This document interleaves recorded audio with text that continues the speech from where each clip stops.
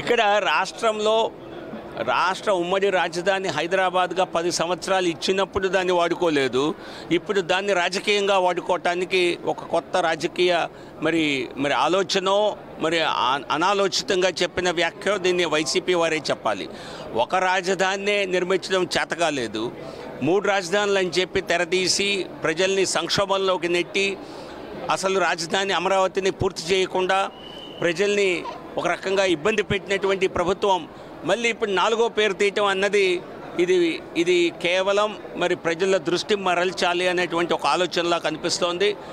ఆత్మనిర్భర ఆంధ్రప్రదేశ్ కావాలి, ఆంధ్రప్రదేశ్ రాజధాని ఆంధ్రప్రదేశ్లోనే ఉండాలి. అటువంటి రాజధాని ఒకటి ఏర్పాటు చేయటం జరిగింది అమరావతిగా. సో దాన్ని అభివృద్ధి చేయాలి తప్పితే మళ్ళీ ఇంకో 4వ పేరు తీసి బయటికి తీసి ప్రజల్ని సంక్షోభంలోకి నెట్టడం ఖచ్చితంగా ఒక రాజకీయ క్రీడలాగా కనిపిస్తుంది తప్పితే అదేదో పెద్దగా ఆలోచన చేసి మరి వారు ఆలోచన పరంగా చెప్పిన అంశంలా అనిపించడం లేదు.